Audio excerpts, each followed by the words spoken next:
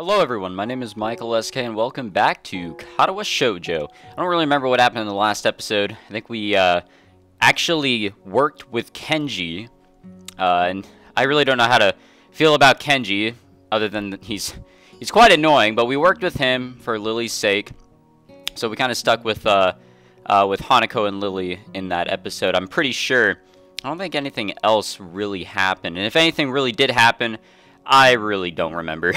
So, my bad, but we'll jump back in and maybe that'll refresh my memory. It looks like we're going into exercise. Whatever that's supposed to mean.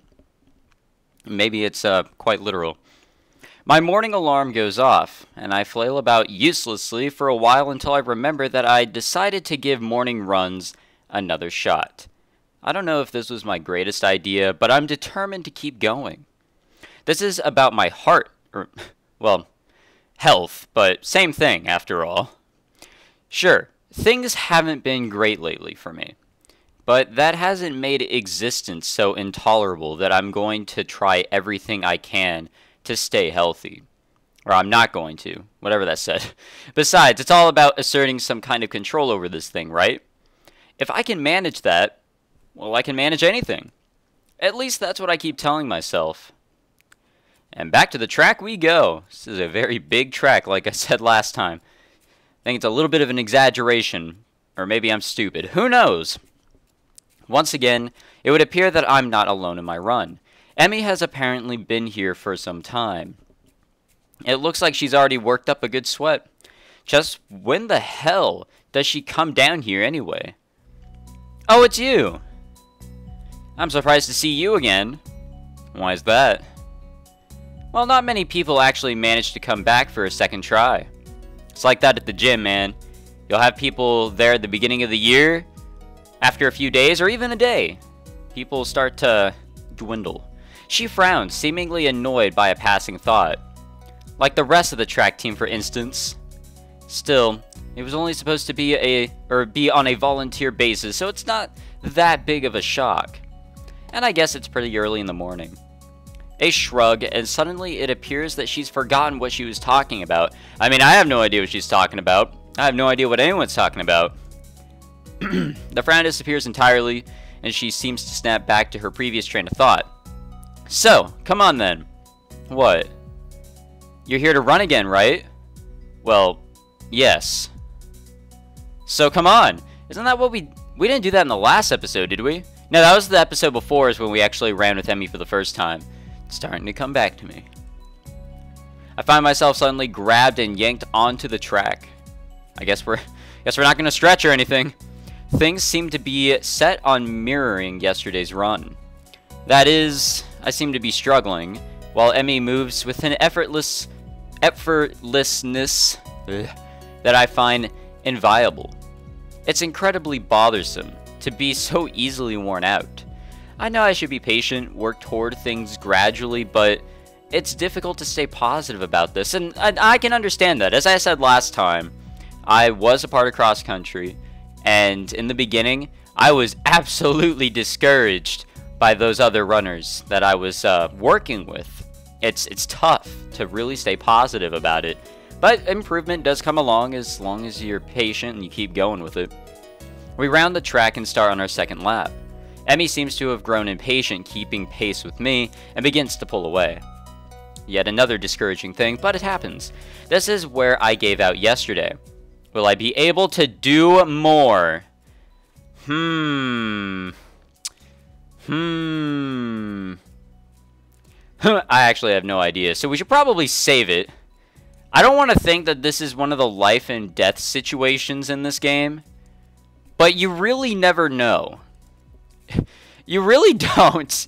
And I feel like this game will really trick you. I guess I want to say there's no harm in going for it. Plus, maybe it'll score some points with Emmy. I mean, scoring points with anyone's a good thing, right?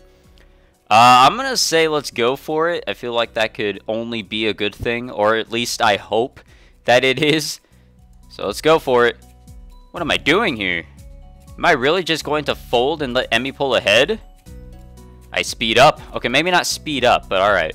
The second lap's done quickly, and without even considering it, I keep going. Emmy looks back over her shoulder at me and grins. Still going? Wouldn't want you to think I'm out of shape. Emmy laughs, without breaking her stride no less, and speeds up even more. Well, if this is the way we're going to play things, I increase my own pace as well. Ugh. I can feel my lungs burning, and my legs are starting to question just what the hell I think I'm doing. Lactic acid screams in my muscles, but I close my ears. I can't let myself fall behind, because that would be a loss.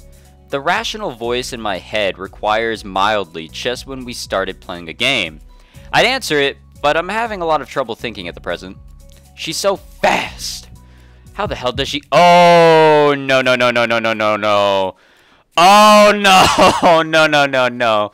Oh, man, do not tell me this was actually a bad choice. God damn it. It's like a string pulling at my chest, a choking feeling of narrowness and pain. Before I can think of anything else, then, oh shit, the track disappears from under my feet. I stumble, one hand shooting down to clutch at my chest, the other hitting the track to keep me from falling on my face. Emmy whirls around and her eyes widen. Hisao! She yells at me, sprinting from the other side of the track.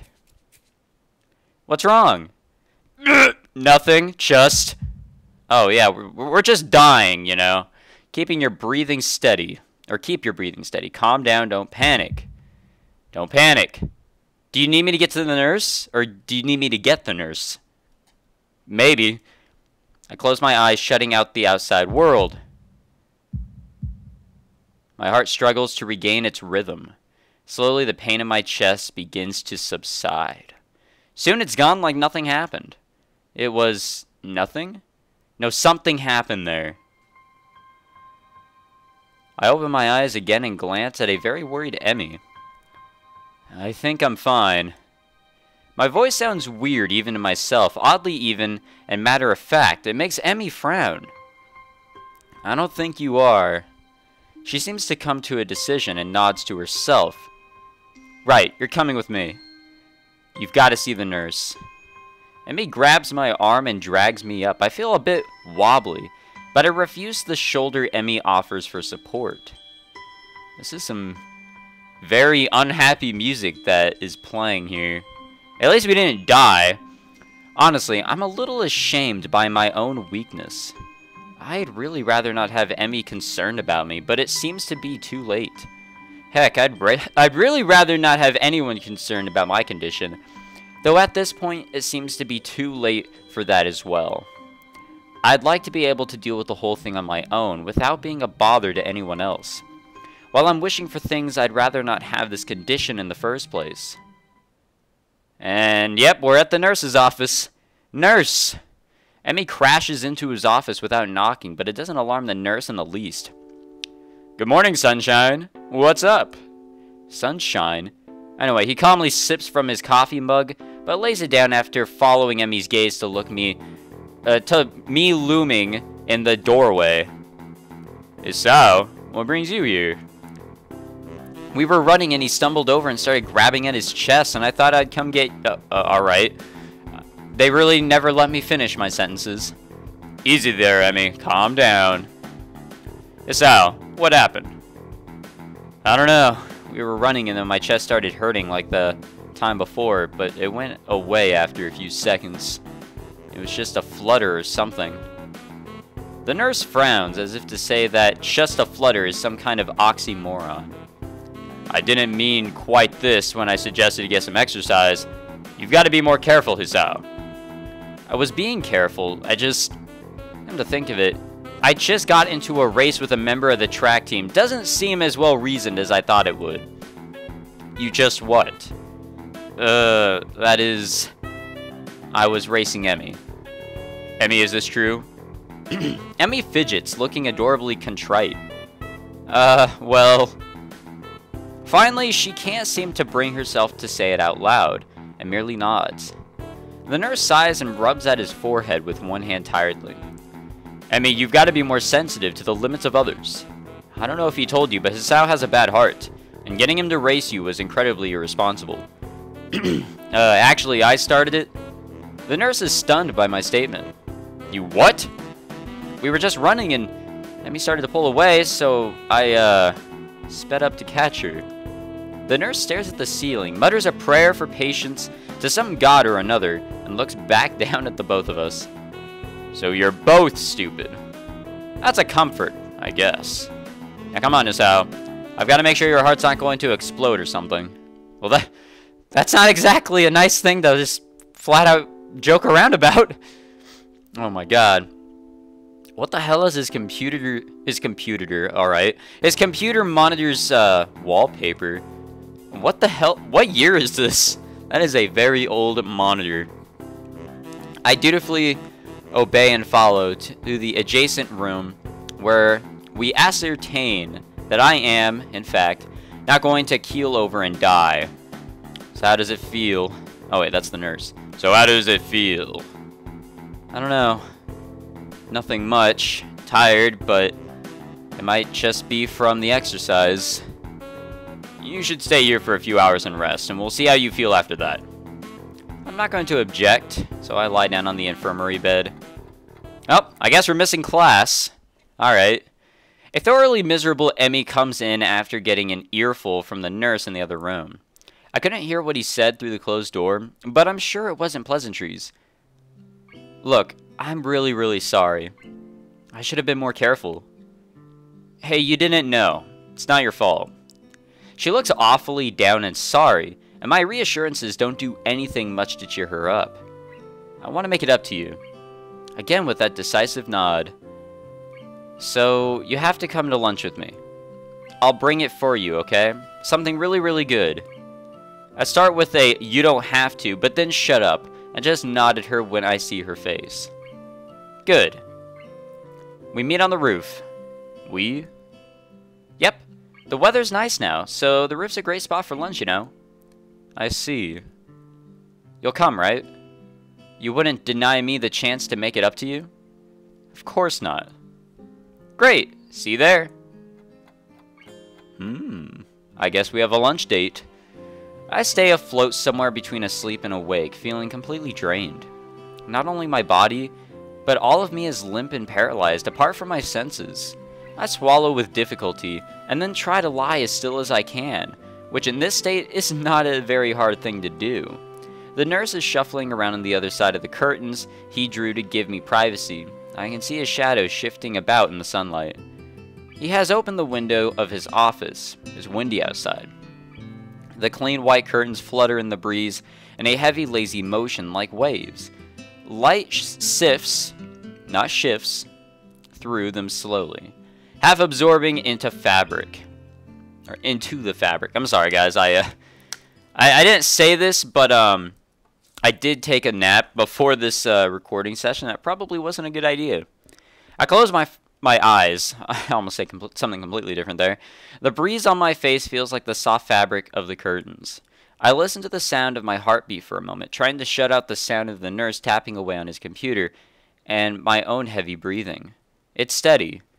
Damn it. Not even a week and I end up like this. I really screwed up this time. Should have known better than to play the half-baked sports star in front of a real one. And why did I even try to act brave? Like, that heart flutter was no big deal, even when it was obvious that it was. It was just a reflex, to push it away, to keep it inside. I didn't want it to happen. I didn't want Emmy to see it. Stupid, stupid, stupid. I have to be more careful, or I will end up in the hospital again. Or worse. That's my final thought before I give in to the tiredness. Wow. I honestly thought that, we had died, honestly. Like, I feel like, that choice actually would lead to the death. Because there are a lot of deaths or ways that you can just die or lose the game or whatever, from what I understand, what I was told, really.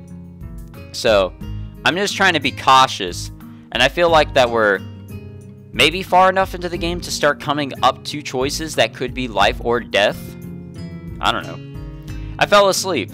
For how long? What time is it? I'm feeling a little lightheaded and I keep blinking compulsively. Pushing the curtain aside, I squint my eyes against the unfiltered light pouring in from the window. The texture of the canvas feels nothing like the wind did before. The nurse looks up from his work, sitting exactly where he was before. How are you feeling? I can't really tell, so I don't answer anything. I'm feeling kind of groggy from falling asleep at such a weird time. Hopefully I don't look too weird. What time is it? Me croaking the question to gain some orientation, the nurse looking at his wristwatch before answering. Things seem to happen in slow motion. Sorry. 10:15. I try to think for a moment what that means. I'm not really sure. You didn't answer my question, Hisao. Oh, fine. Climb down from that bed then. And let's see how you're doing. Don't... Oh... I try to do exactly that, only to sway dizzily when I move too fast. The nurse moves to support me by an arm and sighs. Stand up too quickly, is what I was going to say. Just sit there. I'll check your pressure to make sure. My good intentions sure lasted for a long time. I shut up, embarrassed with myself, while the nurse gets busy with an old-fashioned contraption and my arm. After a couple of minutes, he puts it away, looking neither pleased nor unhappy. You're alright. Head stop spinning. Yeah. Good. And how are the contents doing? You didn't show very good judgment out there, Hisao. I swallowed the retort I was going to make. It's what I was thinking myself, but hearing it stated by somebody else makes me want to protest. What he's saying is not pleasant to hear. Doesn't make him any less right. No, sir. He nods, still looking as neutral as he was before. It would be easy to be angry at him if he said told you so or something, but he doesn't. I can try and help you to keep your health, but ultimately the last call lies with you. Hopefully this little episode will be something that'll remind you of that. Here, a note for your teacher, to avoid an interrogation. I take the slip of paper he's offering, and then make my leave, as I can't think of anything else to say, nor even really want to. Stay out of trouble, you hear me? I don't think it was anything but a scare, but next time could be different. I hear you.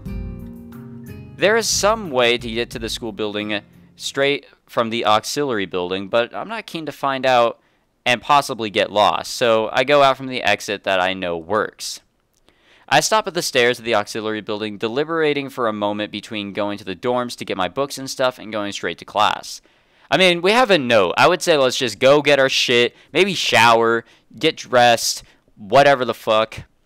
The sun stings my eyes, so I head towards the dorms. There we go. That's what I'm talking about. The halls are quiet, as the courtyard was, naturally, so since everyone is in class.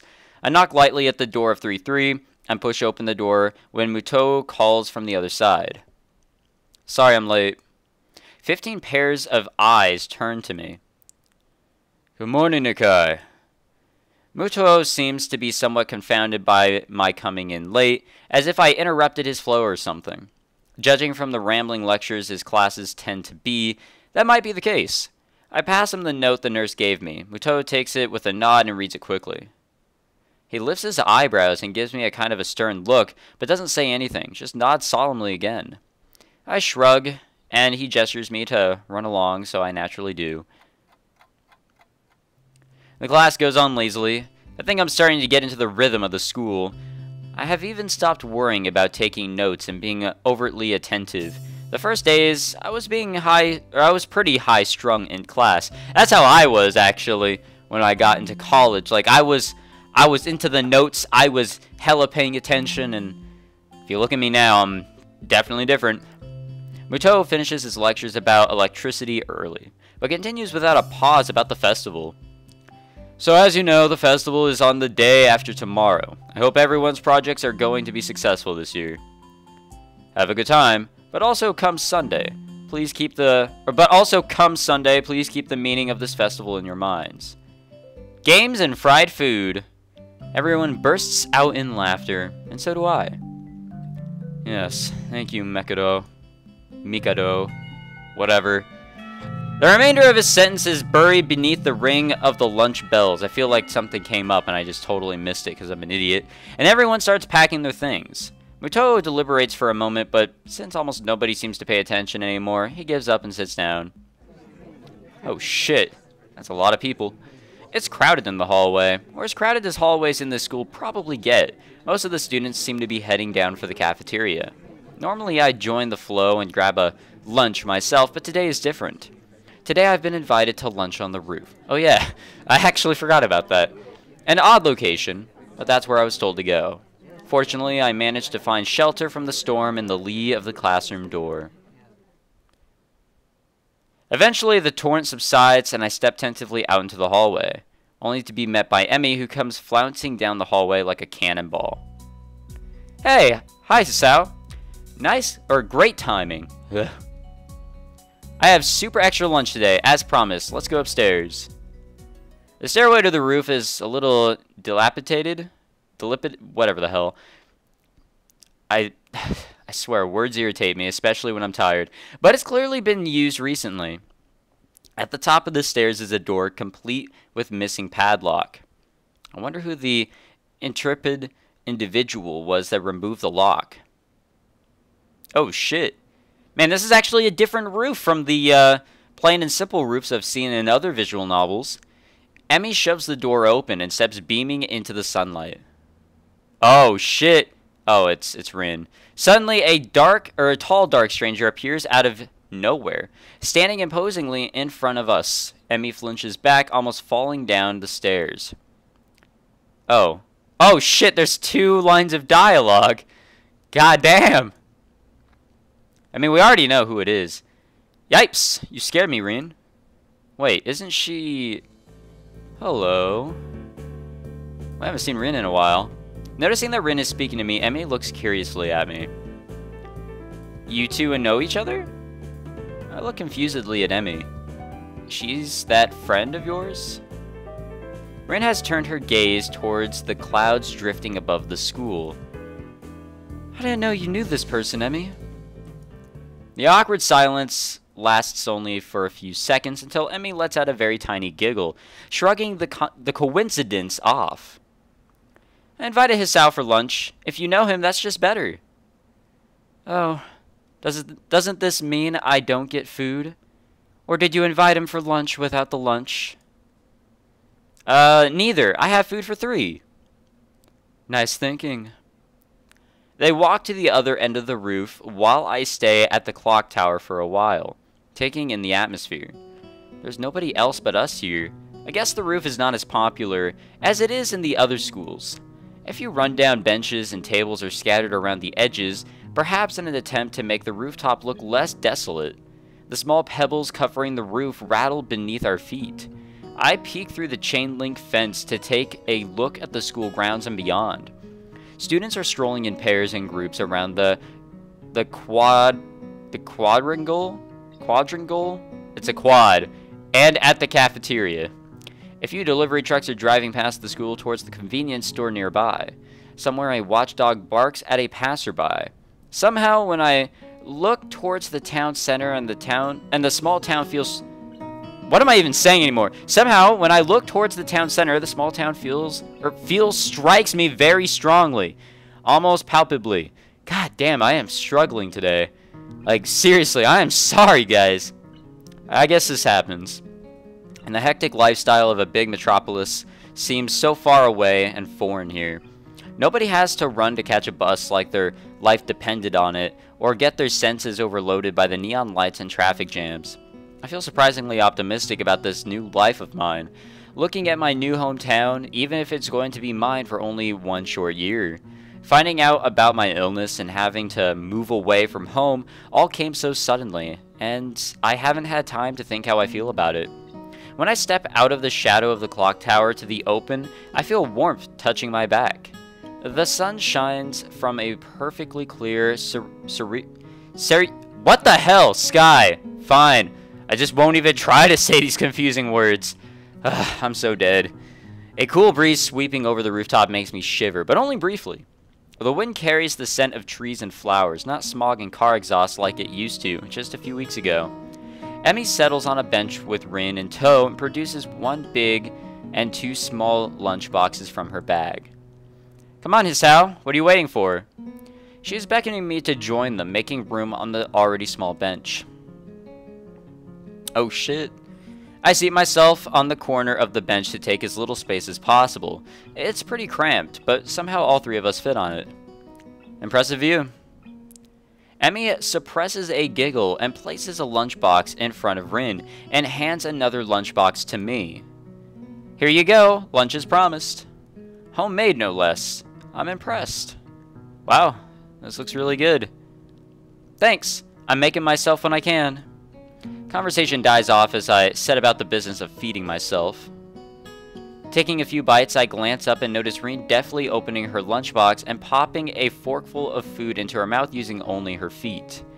Even though I've seen it before, I can't help but be impressed by her dexterity. That, like I said before, I mean, that is definitely some skill. And if I didn't say that before, then I guess I'm saying it now. That's definitely some skill. But it's also a reminder of the sort of place I'm in right now. Will I ever get used to sights such as this? I can't decide if getting used to such a thing would be a good thing or a bad thing either. Does getting used to this place mean that I'm giving up on being a normal person? Or does it mean that I'm becoming more understanding about those around me? I'm distracted from my thoughts by the sight of Emmy tearing into her lunch as if it had insulted her ancestors.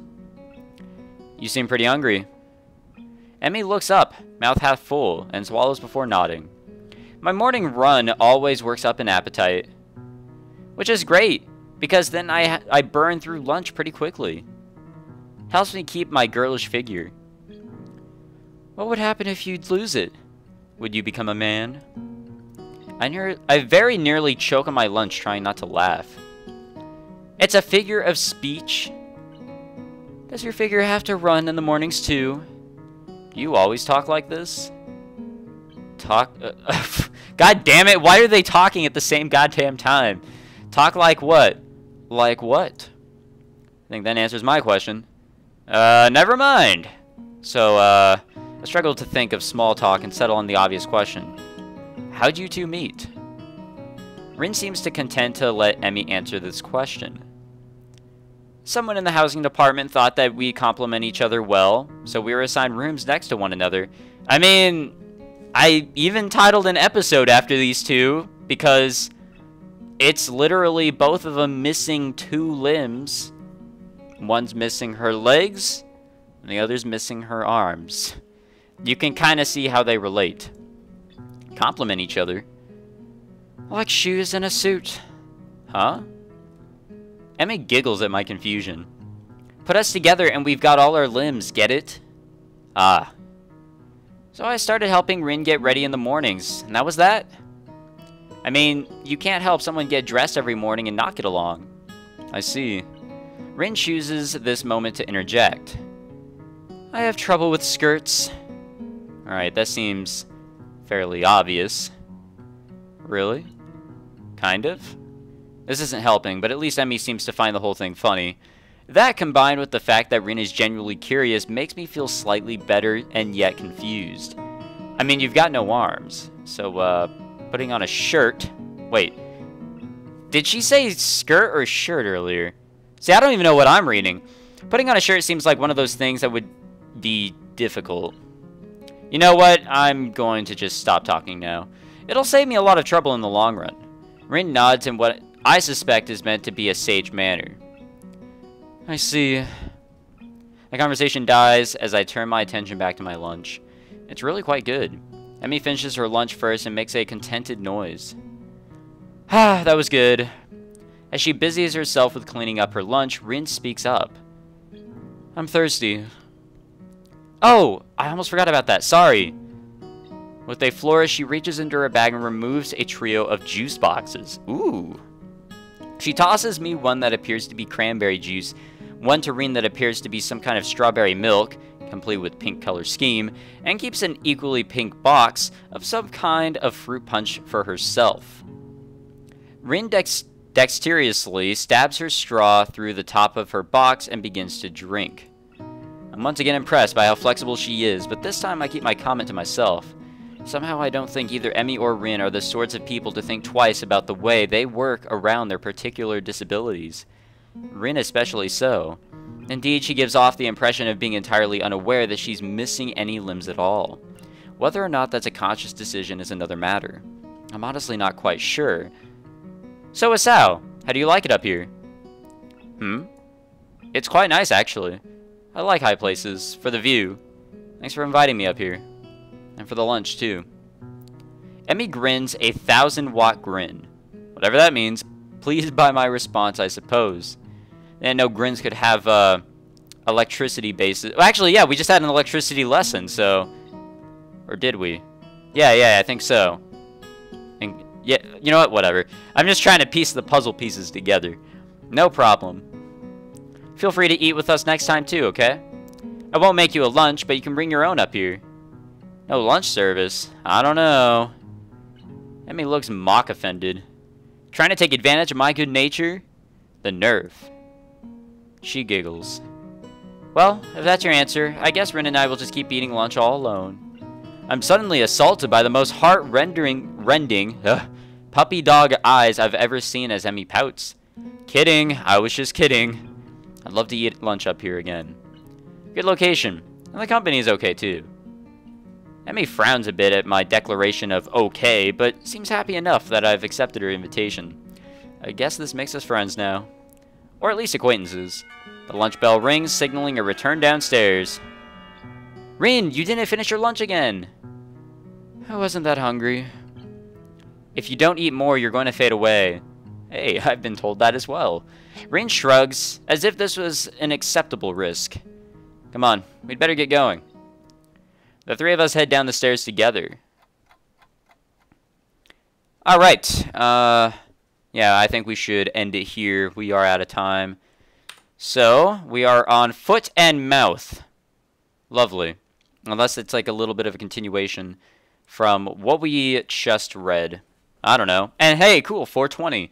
Isn't that such a funny meme and not overused? But whatever. Anyway, sorry for all the screw-ups in this episode. I have been really out of it today, but I had to get the recording session done, and I felt like getting it done as early as possible would help. But probably not doing it after, or probably doing it after a nap was not a good idea. So I apologize for the screw-ups, and I'm sorry for making excuses, as I always do.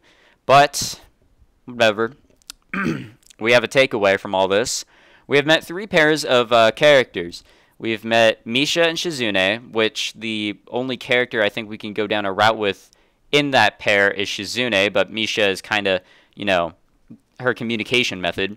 And then we've met Lily and Hanako, and then we've met Emmy and Rin, who those two actually complement each other with their issues. It's actually Lily and Shizune who kind of complement their themselves with their issues, actually, but they're not friends, so that's a little interesting. But I believe we've met all the characters. If there's any others to go, I mean, I guess that'll be exciting. But I would actually like to say, comfortably, that we are nearing the end of the common route. But I could actually be really wrong. I'm just taking a wild-ass guess. I don't know what to expect, really, but I am having fun. And I hope you guys are as well. So thank you for watching. Leave a like if you enjoyed this episode. And subscribe for more. I'll see you guys next time.